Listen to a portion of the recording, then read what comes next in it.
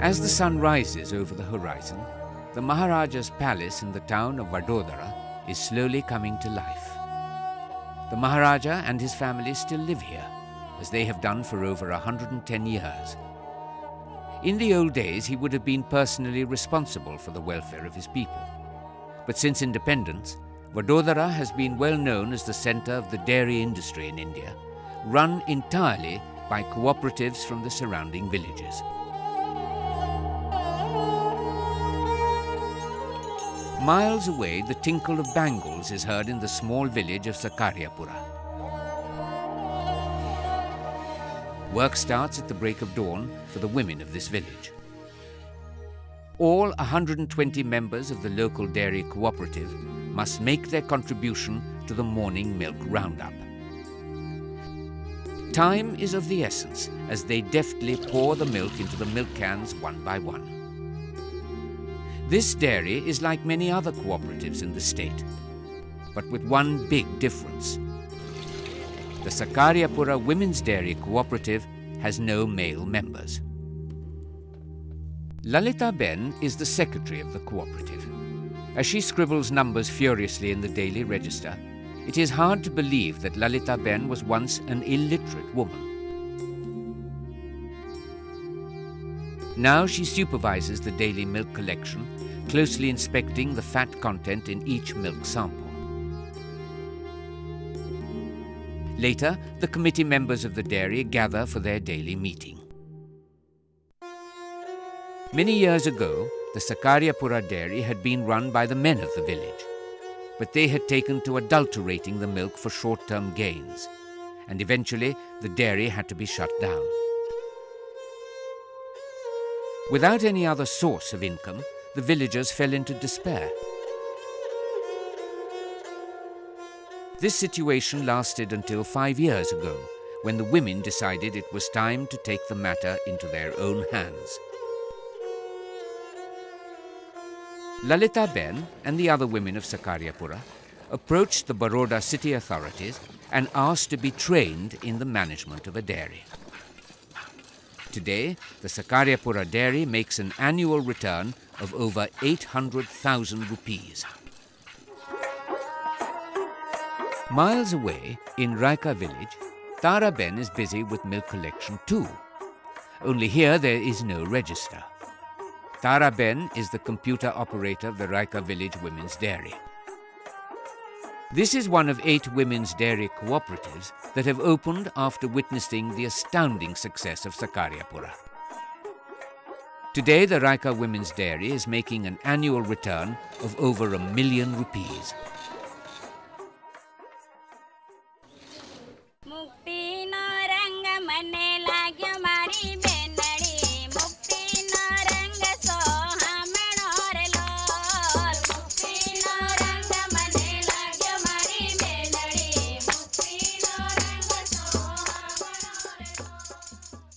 Back in Sakariapura, Lalita Ben was informed that 3 more villages have decided to set up women's dairy cooperatives of their own, following the example that she and her team have set.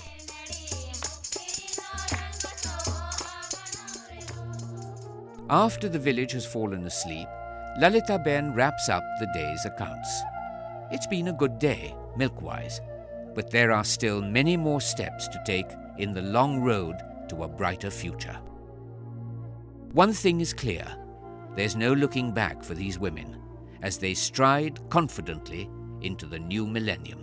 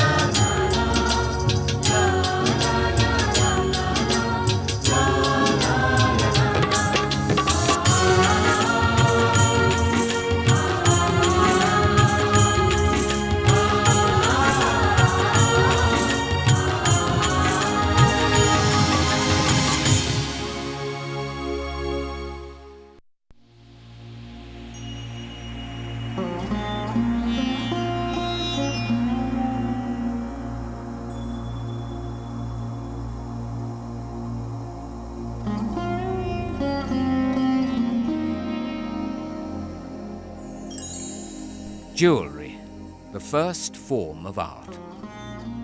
Since the dawn of civilization, it has communicated messages of love, hierarchy, and power. In ancient India, belief in the talismanic properties of gold and gems was so deeply ingrained in the people's psyche that the ancients placed the art of jewelry making on par with architecture, sculpture, and painting. Even today, the label "Made in India" is a common one, as India is the second largest manufacturer of jewelry in the world.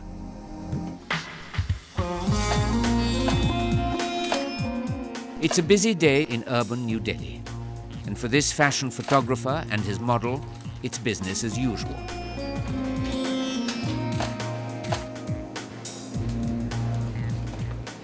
We'll just make it fit here. Okay. And can you take it? Sangeeta Diwan may look young, but don't let that fool you. This enthusiastic 24-year-old is one of a new breed of professionals that are beginning to make waves all over the world. Sangeeta is a jewelry designer and has personally designed every piece of jewelry that she creatively places on the model. In a country where traditional designs have been handed down by master craftsmen to their children for centuries, professional designers represent the new face of Indian jewelry. A few years earlier, such a profession would not even have existed, and customers would have sought the same designs their grandparents wore. These days, young designers are replacing the old favorites with new, dazzling creations of their own, and are winning awards all over the world.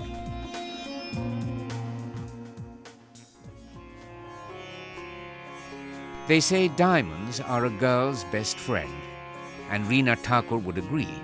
After all, very few people could do with diamonds what Reena can. After winning the De Beer Diamond International Award for the Best Design, Reena became a phenomenon in India and abroad. Not only because she was the first Indian to win, but she challenged the rigid belief that India was a centre for traditional jewellery as opposed to a fashion centre for the latest designs. Today, Indian designs can be seen on the fashion runways of New York, on celebrities around the world, and in leading jewellery stores in Europe and America. Indian design professionals are not only invited to work for the biggest names in the world, but also routinely judge a number of design competitions.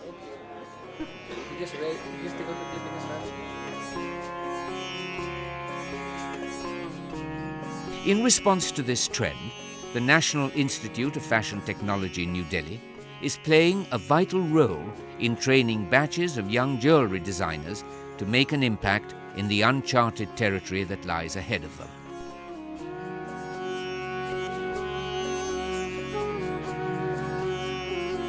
With the influx of fresh ideas and new talent into the world market each year, India is set to make a huge difference in the global jewellery design industry. The label "Made in India" is being replaced by "Designed in India", and Indian jewellery designers strive to be at the forefront of this movement, which till now, in its infancy, stands ready to spread its wings and dazzle the world.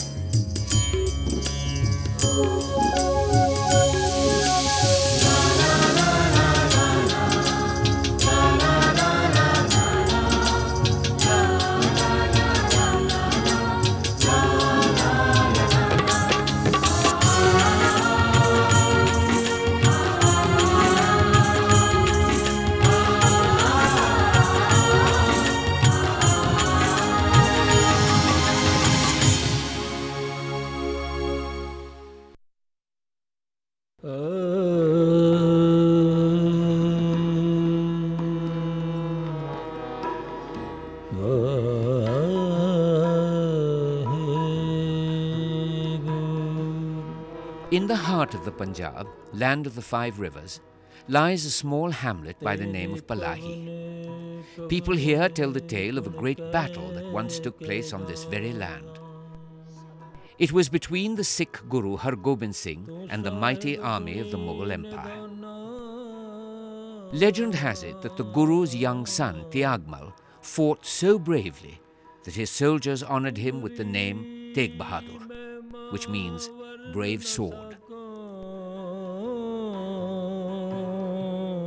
Tegh Bahadur's naming ceremony was performed here, where today stands this 7-story Gurdwara or Sikh temple as a proud tribute to his bravery.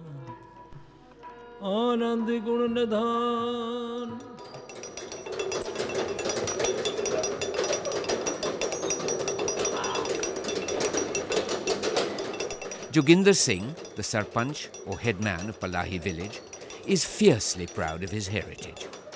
These days, however, he has something more to be proud of. Palahi was recently declared a model village by the Government of India, an example to be followed by all other villages in the country.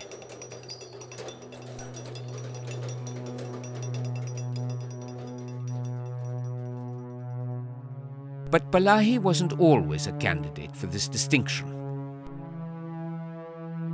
In fact, 7 years ago, Palahi village had huge electricity bills. All the money that the villagers earned was spent paying these bills, money that could have been used more productively in other areas. That was when Joginder Singh came up with the idea of introducing solar energy to Palahi. It would mean a significant investment, but would soon free the village of its large electricity needs. He convinced the villagers to donate half the money and the government authorities to contribute the other half.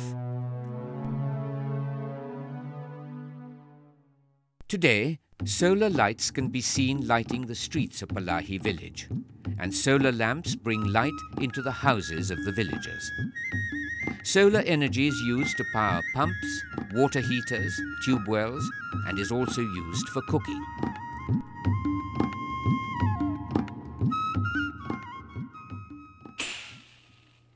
But this isn't the end of the story. One might perhaps ask, what happened to all the money that was saved from not having to pay those large electricity bills? The answer can be found in the life of just one of Palahi's residents.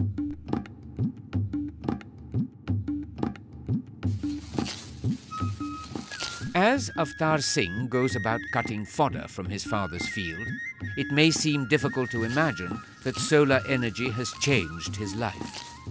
The son of a farmer, Avtar Singh would have probably become a farmer too. Today, Avtar Singh is a student of computer programming and web design at the Palahi Community Polytechnic, an institute set up to provide free education to all the young people in and around Palahi. Avtar Singh has personally put Palahi on the world map by creating the Palahi village website on the internet. The introduction of solar energy in Palahi has meant much more than just the saving of a few rupees. It has meant that the next generation of young people in this area have been given the power and the freedom to change their own lives.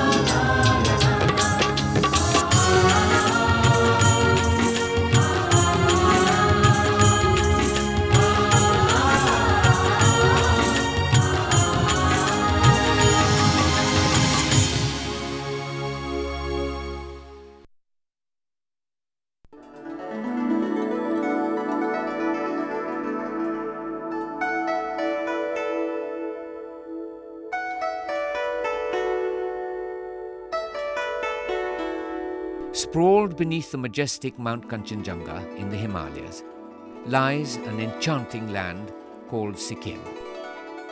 Its name means land of happiness, and so it has been for thousands of years, with its pristine environment, lush forests, and the legendary hospitality of its people.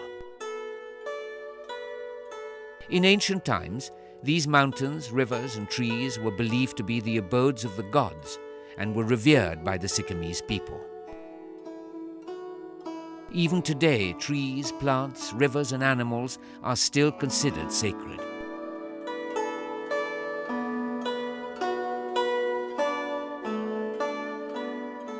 At the top of a hill near the capital city of Gangtok lies the Rumtek Monastery, the organizational head of the Buddhist faith in India. Thousands of tourists come here every year to pray and admire its grandeur. One of the fascinated visitors today is Mohan Pradhan. Mohan's family has always lived in Sikkim, and he feels a special affinity with his Lama neighbors. As he joins them in prayer, he acknowledges feelings of homecoming and a special sense of belonging.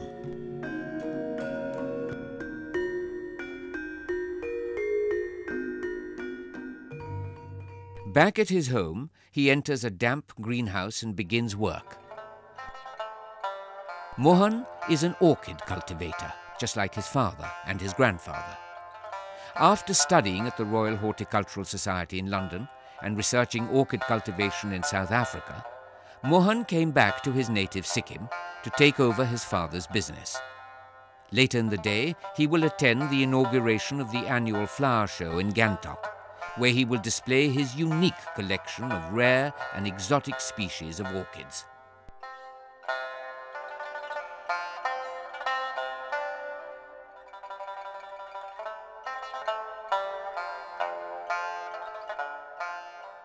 Later, at the flower show, Mohan and his uncle, who is a world-renowned authority on orchids, examine the various displays. For Mohan, his uncle, and many others like them, this is a serious business. The orchids they grow will not only be exported to various cities and towns within India, but also around the world. The orchid industry worldwide is worth more than $10 billion, and for the many cultivators of orchids in Sikkim, it is their livelihood. Recently, due to modernization and the entry of young people like Mohan, the Indian orchid industry has started growing by leaps and bounds and is beginning to make a name for itself worldwide.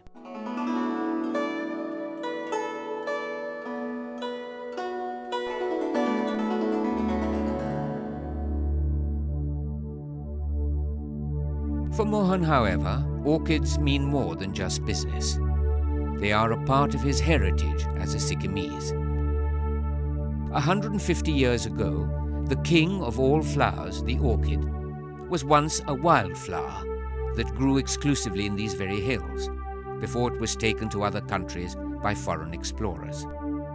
Mohan and others like him are now striving once again to associate the orchid with India and thereby take the Indian orchid industry to new heights in the world.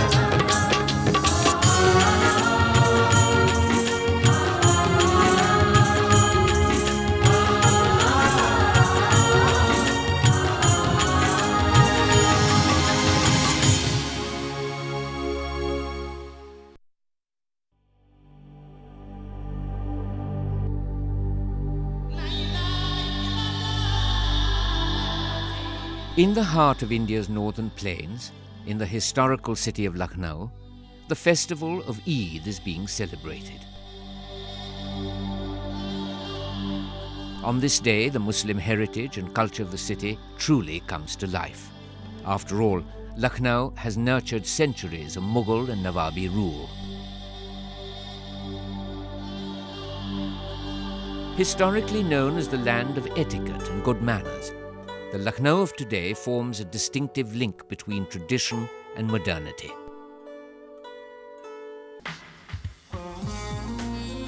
Some distance from the festivities, on the 11th hole of the Lucknow Golf Club course, Vijay Kumar is busy playing his daily game. Vijay Kumar is no ordinary golfer. The recipient of a number of national and international trophies and awards, he is one of the leading professional golf players in India.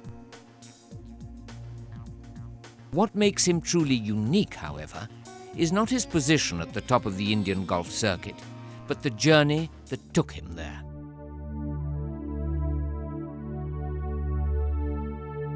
Vijay Kumar grew up in Martinpurva, a tiny village on the outskirts of the Lucknow golf course.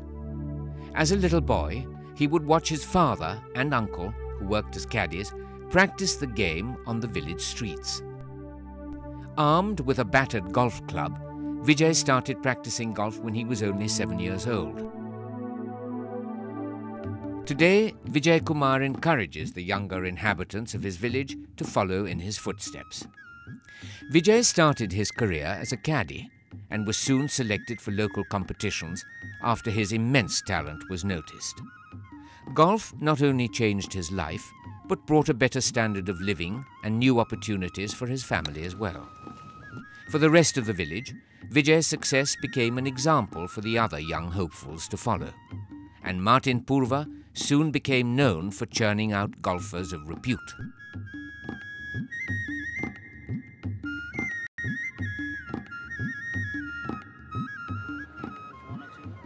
One of the hopefuls these days is young Santosh Kumar. 14-year-old Santosh has to work part-time in order to supplement his family's income. Having practiced the game for the last 8 years, Santosh now works as a caddy at the Lucknow Golf Club. His enormous talent has already been noticed, and his clients often ask him for pointers on the intricacies of the game.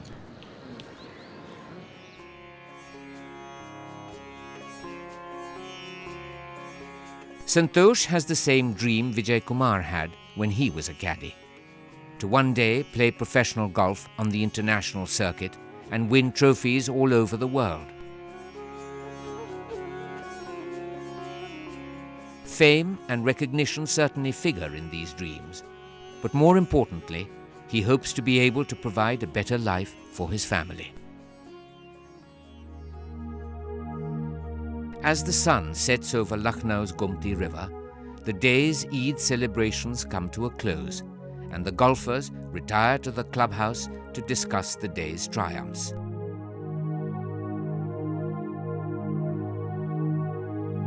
Generally regarded as a game for the elite, golf has a special significance in the village of Martinpurva. For Santosh Kumar and many others like him, it's a foundation on which they hope to build their dreams, an insurance for a brighter and more progressive future.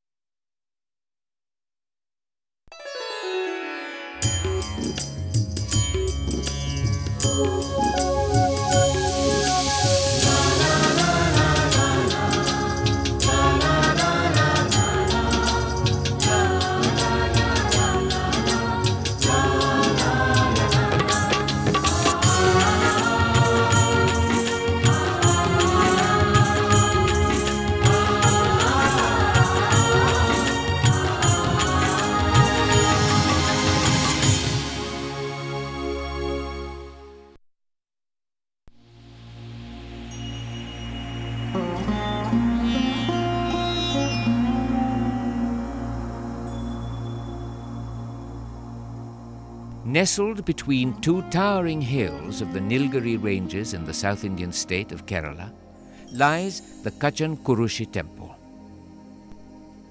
Legend has it that over 5,000 years ago, a great sage attained enlightenment while meditating on this very hill. He saw a vision which instructed him to build a temple on top of this well in which Sita, the consort of Lord Ram, is said to have bathed.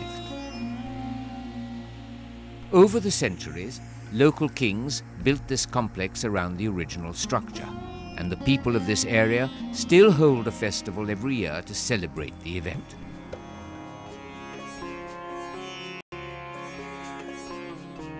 In Kolengode village, some miles away, a group of women are having a meeting. 29-year-old Ambika presides over the gathering.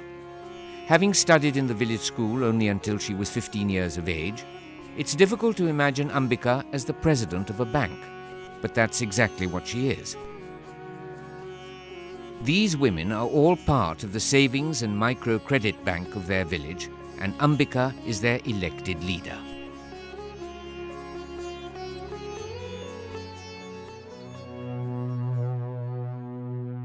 A few years ago, Ambika was nothing more than a housewife, remaining in her hut while her husband worked as a daily wage labourer.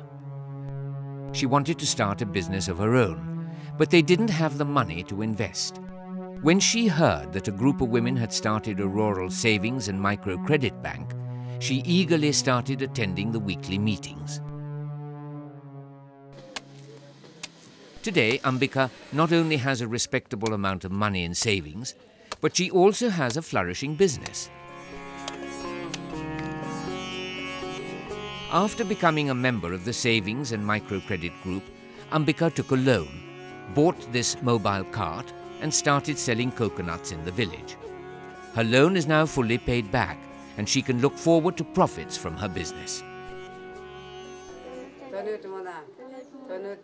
The deep wrinkles on Sharifa's face tell a story of their own.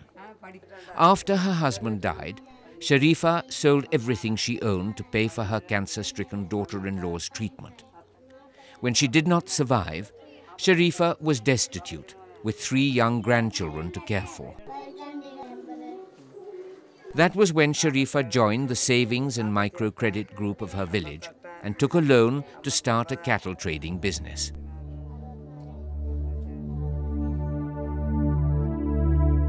Today, Sharifa has built up her savings once more. As she bargains with the trader, she lives up to her tough-as-nails reputation in the cattle market. She is now determined that her grandchildren should not suffer as she has, and she is resolved to provide them with the best possible education.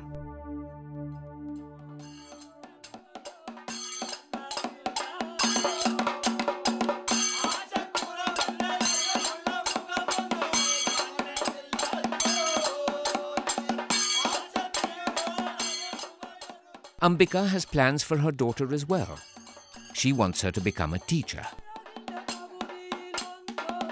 Ambika and Sharifa are not isolated cases. There are many more like them in the area. Women who have not only gained financial freedom, security, and entrepreneurial skills, but have been given the unique opportunity to change the lives of their children, who can now look forward to a secure and brighter future.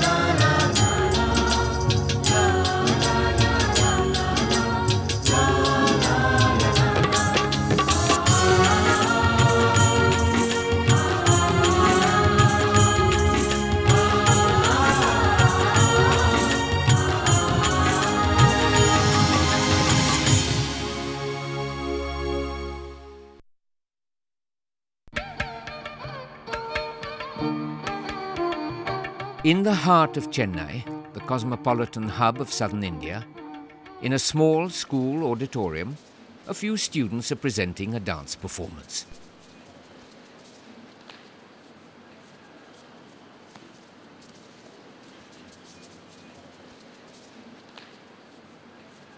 As these girls move gracefully in unison, one notices something a little out of the ordinary.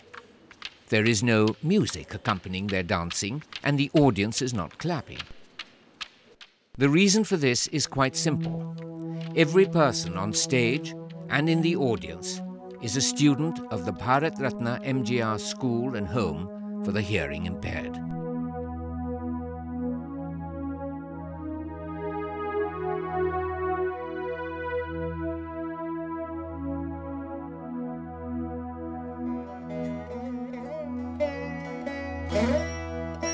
Established in 1990, the MGR school was set up for the education and rehabilitation of speech and hearing impaired children. What makes this school truly unique is that all facilities are absolutely free. With 223 students, 75 of whom call this building home, this school provides opportunities and a good education to those who could not otherwise have afforded it.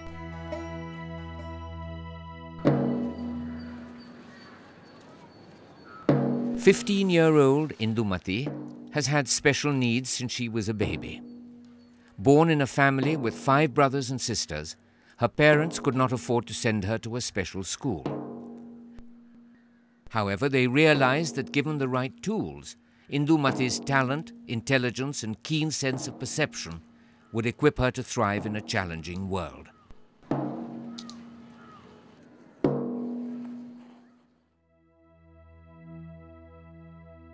Today, Indumati lives and studies at the Bharat Ratna MGR school. For the last 7 years, she has been educated with the very latest in speech and audio equipment. In 2 years' time, Indumati will graduate from high school and apply for colleges around the country, just like other girls her age.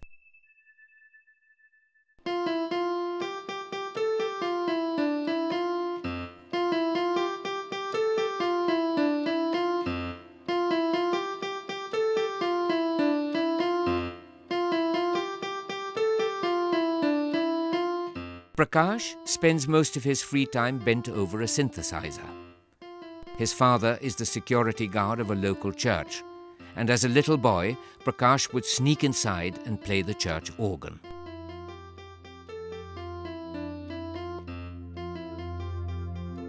Prakash has a dream. He dreams of being a great musician someday.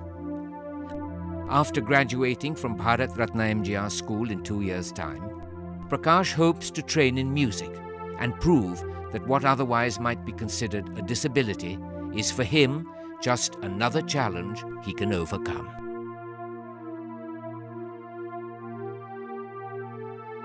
Indumati has a different kind of dream. She wants to be a doctor someday. For Indumati, Prakash, and the other 221 students of their school, dreaming is more than just a leisurely pastime. Their dreams are the vehicles that carry them through the daily obstacles that life puts in their path. However, thanks to the Bharat Ratna MGR school, they are now confident that with hard work and determination, they are infinitely closer to making these dreams a reality.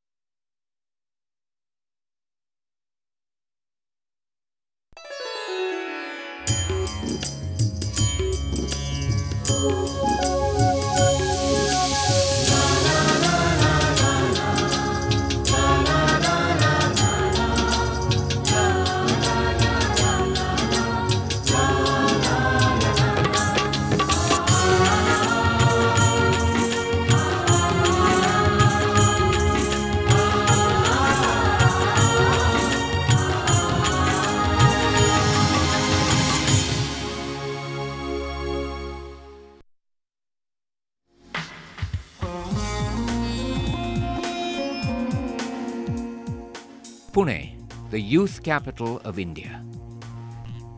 This high-tech city is a major player in the IT movement of the country, churning out bright young professionals every year into the corporate marketplace. A town thronging with the young and the trendy, Pune is all about college and computers.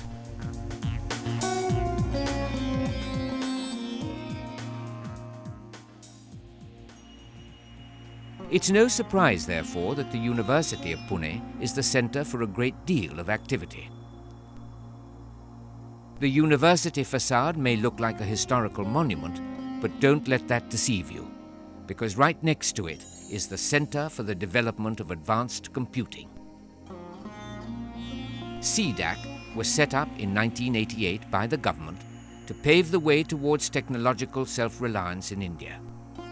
In CDAC lies the PARAM 10,000, India's indigenously developed supercomputer.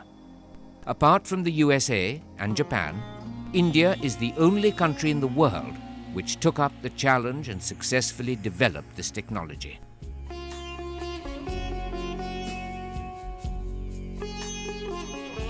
Dr. Pradeep Sinha is an integral part of the CDAC team and is personally responsible for the PARAM 10,000 on a day-to-day basis. An internationally acclaimed scientist, Dr. Sinha is immensely proud of the fact that the PARAM 10,000 is available at almost 1/6 the price of other supercomputers in the world. PARAM 10,000 is based on parallel processing technology. In PARAM 10,000, we are using 40 such workstations interconnected together. Each workstation has 4 CPUs, so there are 160 processors working on the same problem, and that's where comes the beauty of supercomputing. What we basically do is break a problem into smaller problems and make the individual processors work on the smaller problems, and then the result is gathered together, and that's how faster processing comes in. Today, the PARAM 10,000 has been installed in 50 locations, 8 of which are in different countries around the world. It has many uses, ranging from climate forecasting to genetic algorithms. Mr. R.K. Arora is the Executive Director of CDAC. Being the force behind the PARAM, he envisions a future in which new versions of the supercomputer are present in our daily lives. If you were to see 10 years, 20 years ahead of time, you will have a machine on your desktop, a very powerful machine, far more powerful than what you have today, which will do a function what today a supercomputer does. And I should be able to build this machine myself, coupling a number of these desktop, 10 of them, 20 of them, 100 of them in an office together. And these 100 desktop machines network together is a supercomputer. Perhaps one day this vision can be a reality. Perhaps one day technology like the PARAM can be used to forecast natural disasters and develop medicines for diseases like cancer and AIDS. Perhaps it can change the future for the coming generations.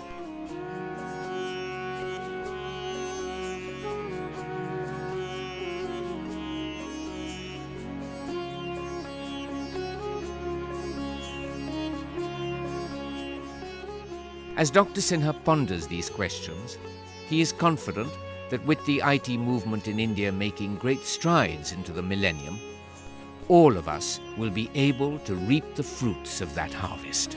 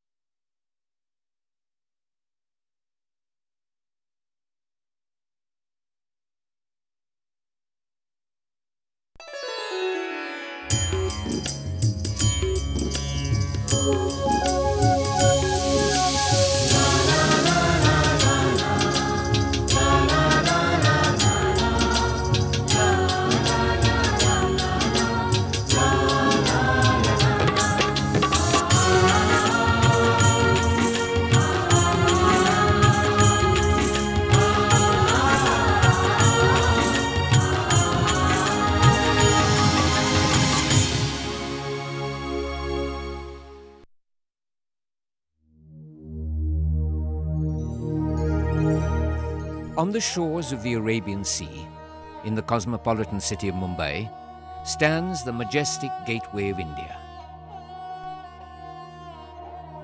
Built to commemorate the visit of the British monarch King George V and Queen Mary in 1911, the Gateway was, for many decades, the first glimpse of India for countless sea voyagers. In the heart of the city, some miles away, rows of bottles are being filled with a sweet-smelling chutney. This is no ordinary manufacturing line, and these women are not just paid employees. Each one is a worker at the Women's India Trust and is being trained in the art of manufacturing jams, pickles and other preserves, which are exported to countries like the United Kingdom and the Netherlands. Established by Kamila Tayabji in 1968, the Women's India Trust, or WIT, has been helping the needy and unskilled women in Mumbai for decades. These women come here to train in nursing, catering, toy making, printing, stitching, kindergarten teaching, and many more such skills. Over the years, WIT has taken many a disadvantaged woman under its wing and sent out a skilled professional into the marketplace.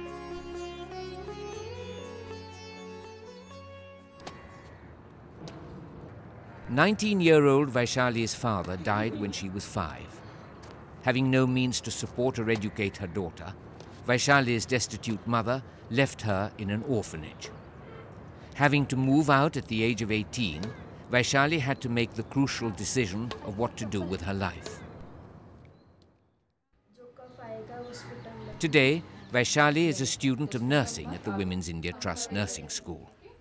She and the other 35 girls of her class will graduate in 2 years' time and will be guaranteed jobs in the leading hospitals in the city.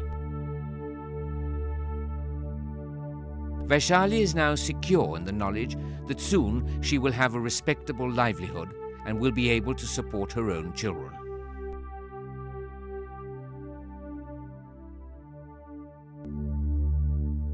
Praveen did not have that privilege a few years ago. Married at an early age, an uneducated Praveen was abandoned by her violent husband. That was when she came to WIT and trained in sewing. Today she is an independent woman working as a teacher in the same class where she was once a student. Not only has she received an education and a livelihood, but she has gained a new confidence and her children are being well provided for.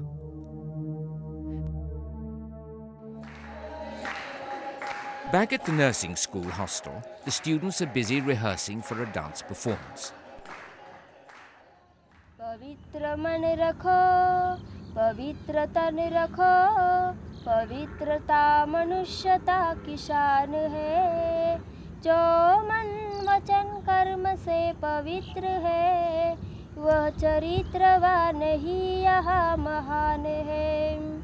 Vaishali, however, prefers solitude for the moment, so that she can appreciate the varying shades of twilight and ponder over her future.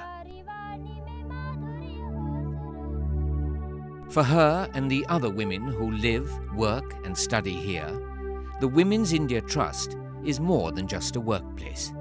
It is their champion, a liberator, which has provided them with the unique opportunity to change their futures and ensure that the coming generations can carry this movement forward.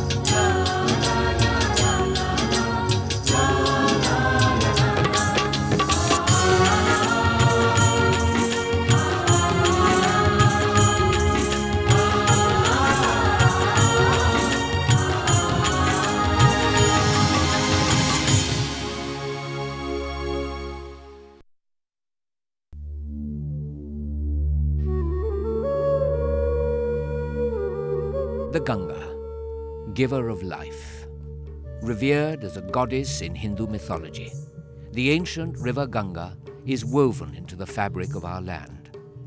Kingdom after kingdom rose and fell along her shores.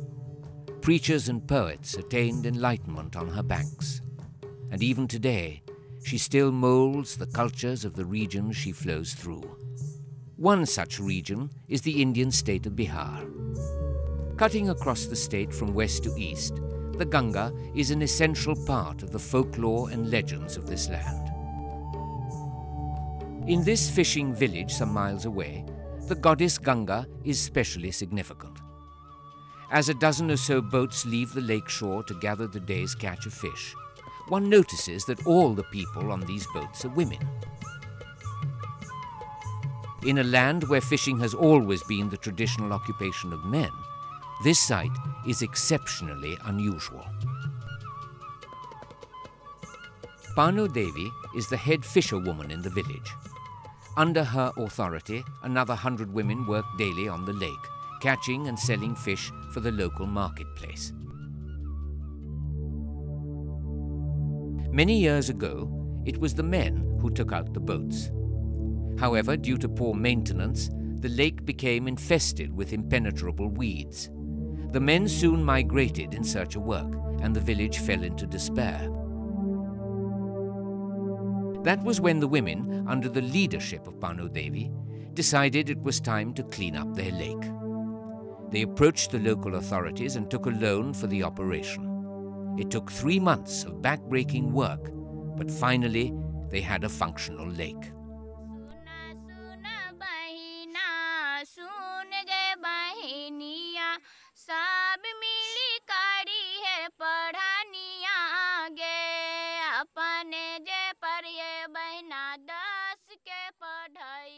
That was 5 years ago. Today, Panu Devi and her team can rejoice in their independence. Their standard of living is higher than ever before, and their loan is almost fully paid back.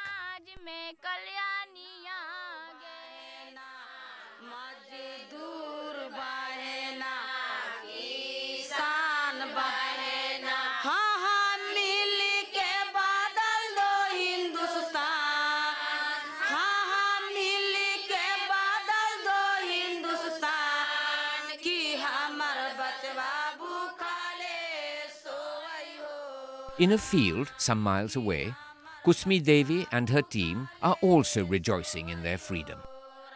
Kusmi Devi belongs to an underprivileged caste, just like the other 250 women who work in these fields. Traditionally, these women have always worked as bonded farm labor, earning a mere bag of grain for a day's work.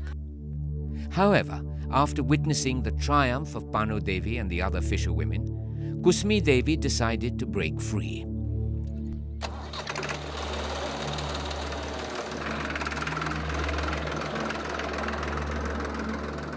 She went from door to door, asking the other women to join her movement, and soon the landowners were deprived of their captive labor force.